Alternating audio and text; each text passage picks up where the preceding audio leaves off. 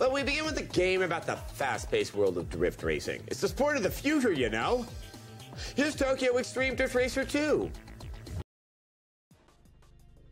Tokyo Xtreme Racer Drift 2 is a racing game for the PS2 that you've probably never heard about. Or at least it doesn't have the level of popularity that some other racing games do. But it's a game that definitely deserves more attention, because it is exceedingly well made and enjoyable. And I'm really glad that I was lucky enough to find this game, because I have fallen in love with it in a way that I have not for any other racing game. I probably would have looked over this game in the past, as admittedly I've never been too big into racing games, but after being locked in my house for a year and getting hooked on Initial D, I decided to take more of a look into the genre to see if I could find anything that came close to recreating the spirit of the anime. And that is exactly what Tokyo Xtreme Racer Drift 2 does. Honestly, it does it better than some of the official Initial D games. It's a game about racing down Japan's winding mountain roads, having an almost unhealthy obsession with JDMs from the 90s, and of course, it has a big focus on drifting.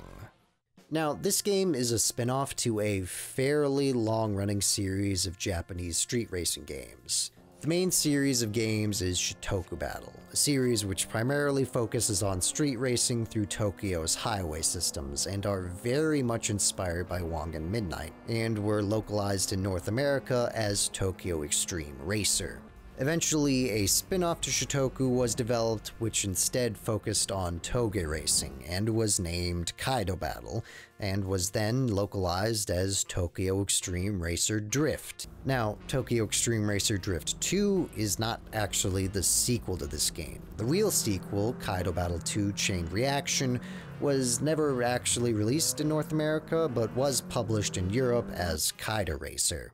Tokyo Xtreme Racer Drift 2 is actually the third installment in the Kaido series, originally being titled Kaido Battle Toge no Densetsu, while also being released as Kaido Racer 2 in Europe. So the title Tokyo Xtreme Racer Drift 2 is kind of inaccurate, because the game doesn't take place anywhere near Tokyo, and also isn't even the second game in its series. Tokyo Xtreme Racer Drift 2 is also kind of long and awkward to say over and over again, so just for simplicity's sake, from here on I'm going to refer to this game as Kaido 3. Even though that's also kind of inaccurate, because the game was never given the numerical designation of 3, but shut up. Kaido 3 follows pretty much the same structure as the previous Kaido games. It has a day and night cycle where during the day you compete in events and earn money and prizes, and then buy new cars and better parts. Then at night you head to the course's parking lots to find individual rivals to battle, and this is the main way you progress through the game.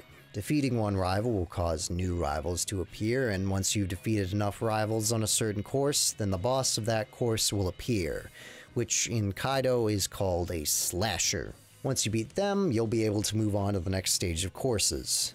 The goal of the game is basically to beat all the rivals you can find, and progress through all the stages, with the ultimate goal of finding and defeating the Emotional King, the ultimate racer, who may or may not be the player character from the first Kaido game. As I said, all the courses in Kaido 3 are real-life mountain roads in Japan. It has famous roads that you've probably seen in other games or Initial D, like Akina or Akagi, but it also seems to have a lot more lesser-known courses that you might not see in other games. There's about 20 different courses in this game, and that might not seem like much, but it's important to keep in mind that this game did not have the biggest budget, and compared to the other Kaido games, it's about double the amount of courses. Probably the reason they were able to add so many more courses is that about half the tracks in this game are short courses, roads that are about half the length of a normal map. Again, being on a budget, this is a pretty smart way to give the game a lot more variety and let the player race on roads they probably wouldn't be able to otherwise. It's clear that a lot of effort went into replicating these tracks, and I've heard the developers went as far as to laser scan the actual roads in order to get them right. Kaido 3 in general tries to recreate the experience of racing as faithfully as possible, and while it might not be a full-blown sim racer, Kaido 3 is a fairly realistic racing game, especially when compared to more arcadey racers. The cars seem to handle and move pretty much how I would imagine they would in real life. I admittedly don't have a lot of experience with racing games, so I don't really know how to go into the details of why the handling or the physics are good. All I can really say is that just from my own experience, driving in this game always felt fine.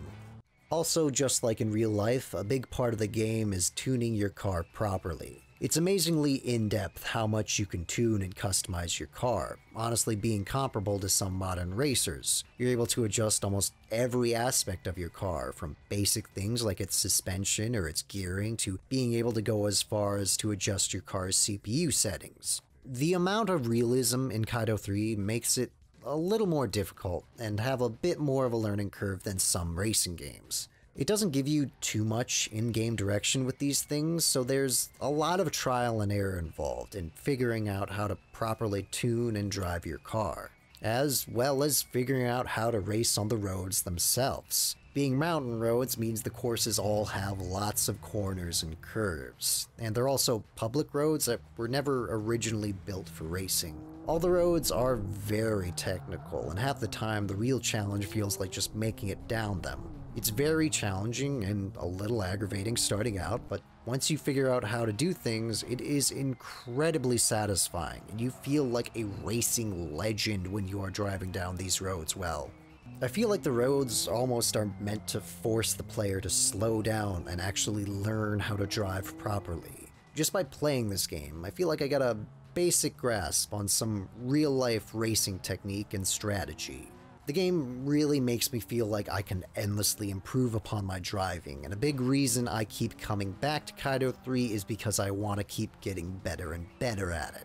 Kaido 3 also has an insane amount of cars to choose from. In fact, the only reason I was able to find this game is because of its extensive car list, as Kaido 3 is one of the few games ever that lets you drive the Celica XX, one of the coolest cars in existence. Shut up, we're moving on.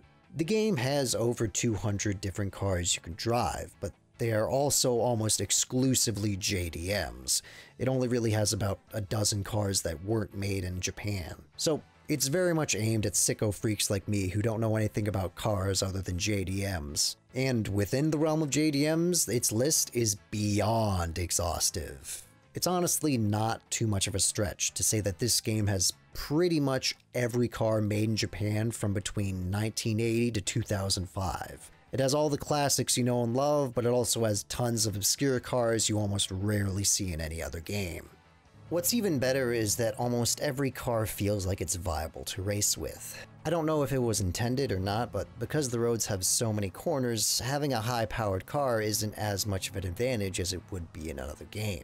Just compared to how it is in the Shotoku games, where the streets are all very straight and wide. The outcome of battles is almost entirely decided upon by how powerful your car is, so in order to have a chance, you're almost forced to use the more higher-powered cars. But in Kaido, there are a lot fewer straightaways, so that means it's possible for a less powerful car to win, because in most cases, the deciding factor is which driver is better at cornering and overall driving skill. It feels like it was built to let you choose your favorite car, and no matter what it is, as long as you know how to drive, you can still be successful in it. And I really love that Kaido gives you that amount of freedom in choosing your vehicle. There's a couple different types of races that rivals will challenge you to. There's the classic type of battle from the Shotoku games, that's almost like a fighting game where both cars have a health bar that's depleted either as they fall behind or hit something. But there's also time attacks where you just have to beat your opponent's time, chasing battles where if one car gets too far ahead, it's over, and even crew battles where you have to fight a whole team of racers one after the other. The one that's really different though is the drifting competitions, as instead of their goal being to drive as fast as possible, they're won by scoring the most points by performing more impressive drifts. Now this is just personal preference, but I'm not too partial to the drifting battles, maybe because I'm not really good at drifting, but they're kind of the only type of race that really forces you to drive in a certain way, when all the other races really don't care how you drive as long as you're in front at the end. As I just said, the thing I love about this game is that it gives the player a lot of freedom. So it just kind of ruins it when it forces you to drive in a specific way for this one type of event. But I understand why the drift battles are there. Since Kaido is so inspired by Initial D, obviously drifting had to be part of the games. But there's a problem with that. See, those of you who watch anime might not know this, but in real life, drifting is slow as shit. In a real race, you'll never usually see your opponent do anything even close to drifting, and if you try to drift, they'll either pass right by you or ram straight into you. So if the game only had the regular type of races, there would be no incentive for the player to ever drift. Probably my favorite thing about Kaido 3 and the series in general is that it tries to make every single racer a unique character. You see, in a typical racing game, you might have a few bosses who are unique characters, but for the most part, pretty much everyone you race against will be some faceless driver in a random car.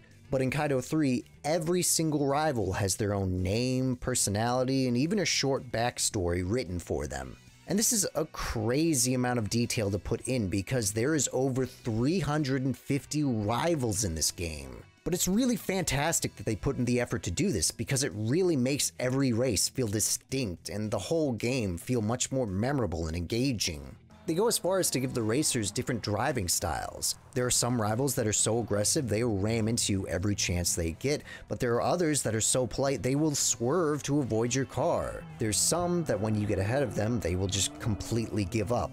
Some will flash their lights to try and harass you, or some will even completely turn off their lights and try and mimic the blind attack from Initial D.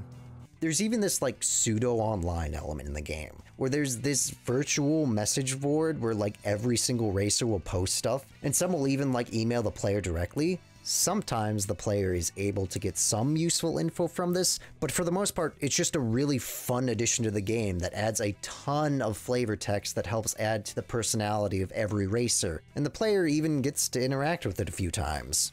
Now, the previous Kaido and the Shitoku games have a lot of this same stuff in them, and these types of little touches are kind of signature to the series. But in the other games, this stuff was always something that the player could very easily miss, because in order to see a racer's info, you first had to beat them, and then you had to go look them up in this big directory that was sometimes hidden in a few extra menus. Kaido 3 just brings a lot of this stuff to the forefront, and that just makes it easier to be immersed in the game. But the one thing that Kaido 3 added that to me makes all the difference is that when you meet a rival in the parking lot and you select their car to battle them, a display appears that has a silhouette of the racer and a small bit of dialogue from them. And I know, I'm probably crazy for obsessing over this, because it's barely a sentence of dialogue and they don't even give the racers unique portraits. But in all the other games, you never see the other racers and you never talk to them. And even though those games have a lot of the stuff that is in Kaido 3, honestly, I still get that weird feeling of detachment, where they still kind of just feel like random cars I have to race. But in Kaido 3, I don't get that feeling, and I have to believe it's because you actually get to see the people you're racing against and talk to them. And that made it very easy for me to imagine that I was racing against real people. And then that made it so that I was always invested in what was happening on screen. Because now, my reason for wanting to beat a racer isn't just because I have to beat them in order to progress the game, but because this guy talked shit about me and I had to put him in his place. And then when I beat him, I got to imagine his face in awe because I passed him in a crappy car from the 80s. Especially because after you beat them, every racer goes to the message boards and posts something that goes along the lines of, "Oh my god, who the fuck is this guy? How is he so fast?" And this all makes the racing so satisfying just by having a bunch of little things that all contextualize it like this. And that's really what makes Kaido 3 so awesome and unique, is that it has 100 little details that all give the game atmosphere and style that make it so much fun. Like how everything and everyone has like a weird, overly dramatic name, like Absolute Emperor or Miracle Summit, and every single racer has their own weird nickname, and it even gives the player their own nickname, which it calls a battle affinity designation or a bad name. and this actually changes based upon how the player drives. Or this cool interaction where once a slasher appears, they'll post a challenge on the forums, and the player actually gets to respond to the call-out post, and then when they do, it changes the music to this really serious track that just gets you so amped for the battle. Or there's also this mechanic where sometimes after you beat a rival, they'll become your friend, and this lets you borrow their car. There's even a special rival who's supposed to be your best friend, who throughout the game will contact the player and you get to race them multiple times. And what's crazy is that this can be a completely different character on different playthroughs. Like, just everything from the menus to the music, it just oozes style. I mean, even the replay camera is able to make my bad driving look fast and exciting. And while it might not have as high quality graphics as some racing games of the era, or even of those released earlier, I still think this game looks gorgeous, and its graphics hold up really well. It goes for a bit more of a realistic look than the earlier Kaido games, as it removed some of the visual effects like these Akira lines the car lights would make, as you might think something like this would make the game more stylized, but in reality it just made it harder to focus on the game and made it feel like you had astigmatism. The graphics in Kaido 3 feel a lot more crisp and clean, but they still have a lot of visual touches that contribute to the game's style, like some of the weather conditions, or how when you drive over leaves or petals they kick up behind you, or even these little moths that fly in front of your headlights. Another thing that really creates the unique experience of the game is its story, but it's kind of weird to talk about because a lot of the story elements are fairly minor and don't have too much prominence in the game. The game doesn't have much in the way of typical storytelling conventions like cutscenes, and for the most part the story is told through things like the message board or character dialogue, so it's all very easy to pass by, but if you do pay attention, there is a story in it that does elevate the game. The main premise of it is essentially Pokemon, where you just have to beat all the gym leaders and then the champion, but there's also this interesting plotline that develops later on in the game about a conflict between two racing teams. One of them is the 13 Devils, who are trying to take over the Kaido circuit, and the other is Kingdom 12, who at first seem like they're the good guys who are trying to stop the Devils, but in a surprise twist, they're also trying to take over everything. These guys are kind of like the real final bosses of each course, as they'll both send out racers that the player will have to beat on pretty much every road. And the races against these guys are really fun because they're set up pretty well throughout the game, and when you race against them, you get to feel like a cool big hero guy because you're taking down both these elite teams by yourself, to the point that they eventually forget about their original goals and just focus on going after you. This plot is also an example of how Kaido 3 has a lot of connections to the rest of the series, as the 13 Devils are actually the reoccurring antagonist group from the Shotoku games.